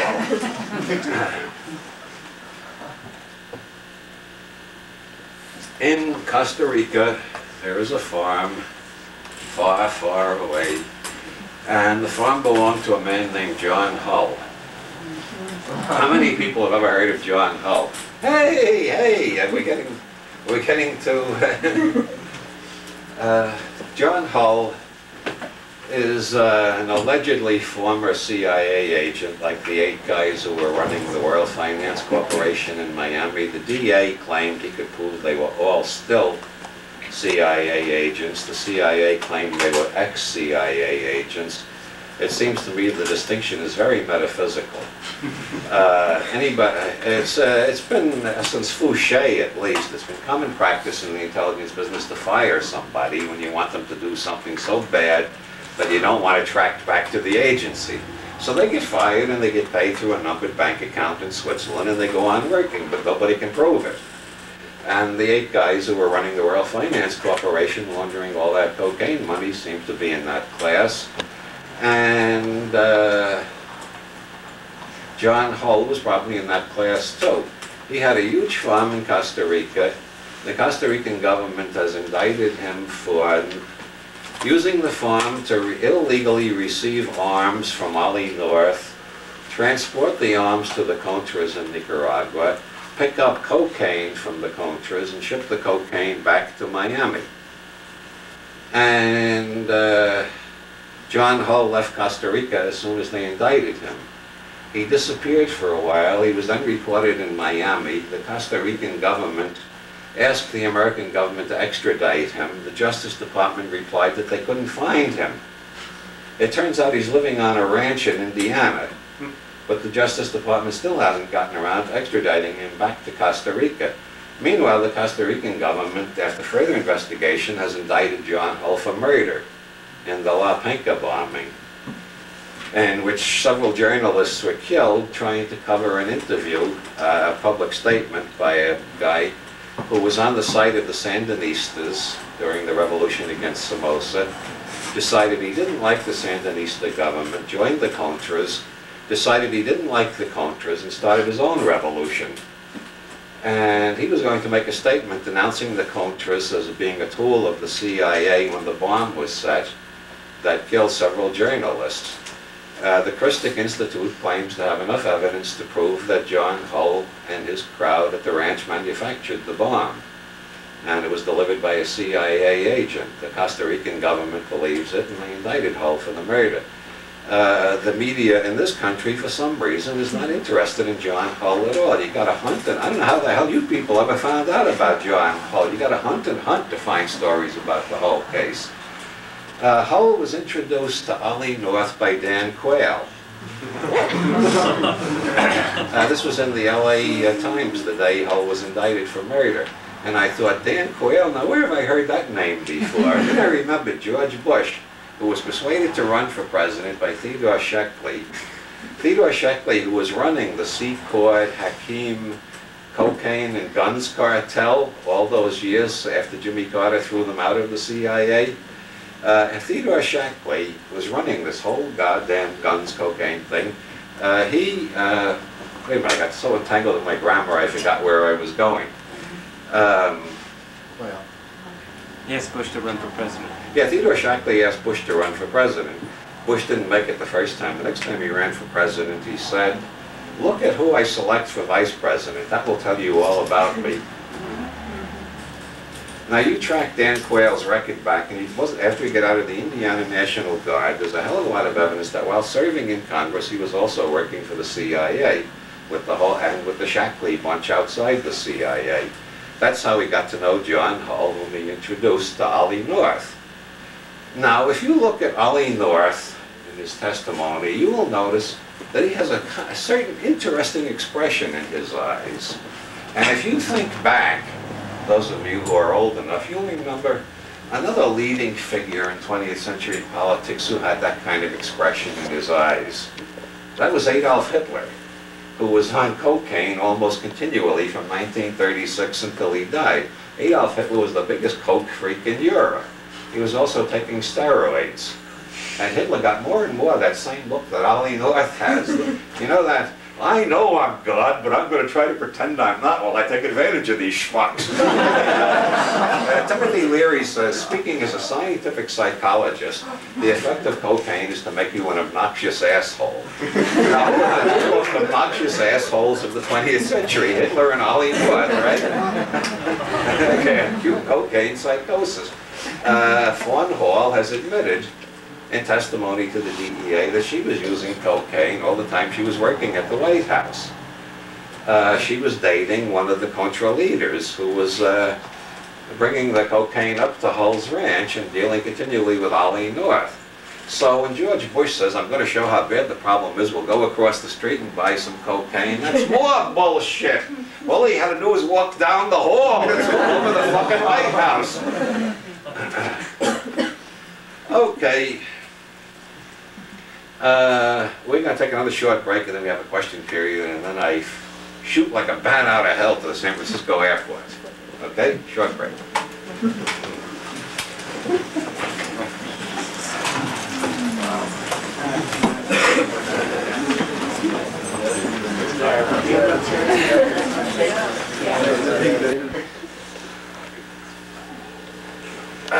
I think, well, George Washington said nations have no permanent allies, only permanent interests. Conspiracies have no permanent allies, only permanent interests. Timothy Leary said to me after reading Illuminatus, there are 24 conspiracies in every city, every large social group. He says, when I was at Harvard, I saw there were 24 conspiracies fighting to take over Harvard. And when I was in Folsom, I saw there were 24 gangs trying to take over Folsom. The Guards are only one gang. There's the Aryan Nation and the JDL, and there's all these other groups in there.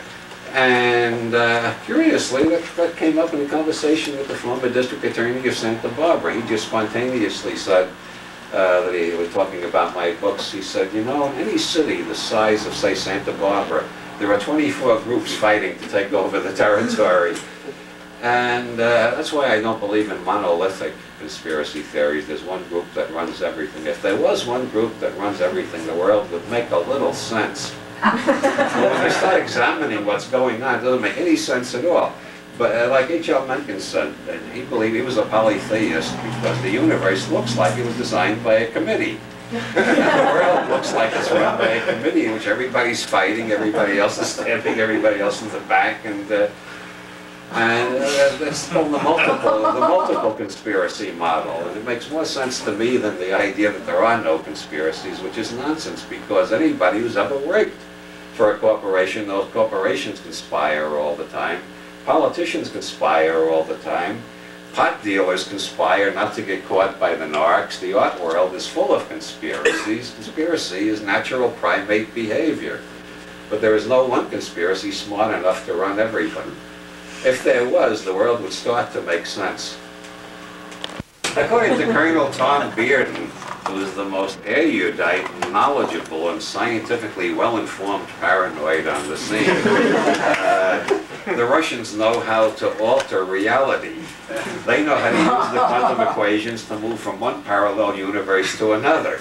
And they're gradually moving us out of the universe we started into an entirely different universe. If you want paranoid theories, try that one. The stuff that's appearing all over the computer network, right out of John Carpenter's film, They Live.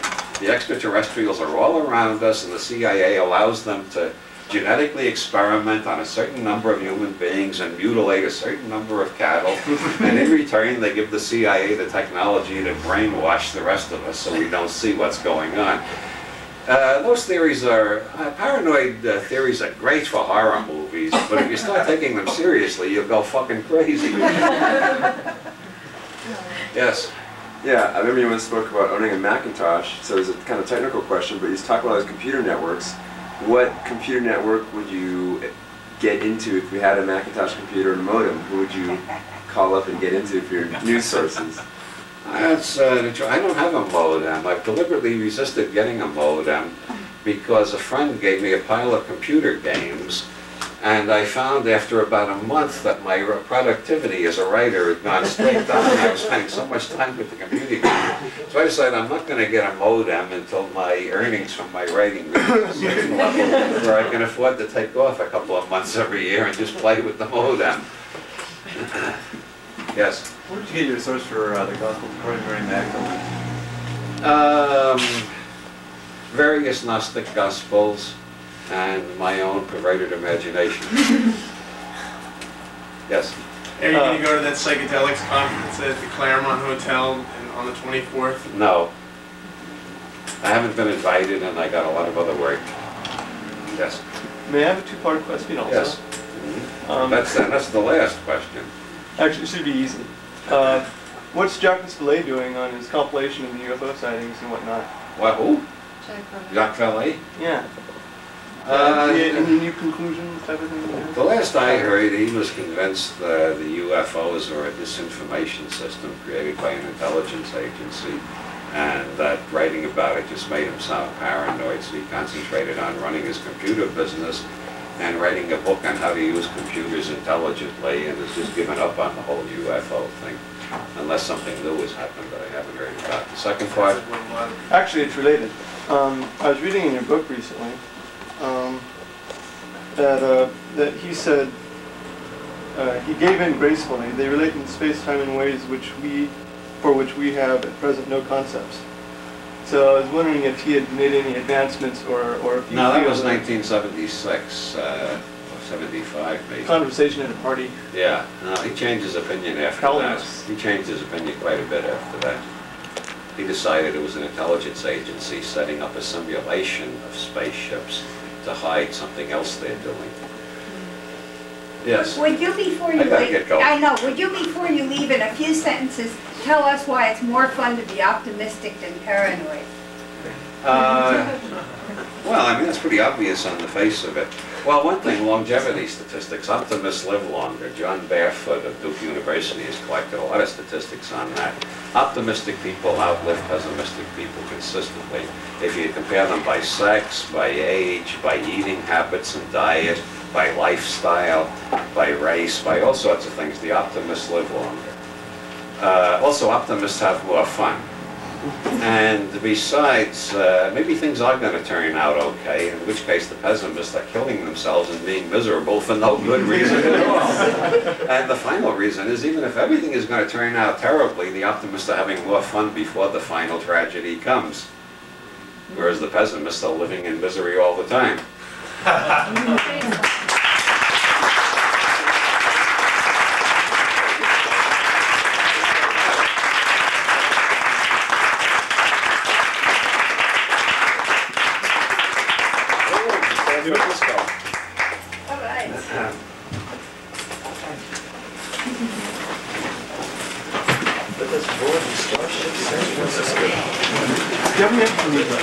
What? I came late. Nope, but I got an ad. Terribly sorry, I keep my comments short.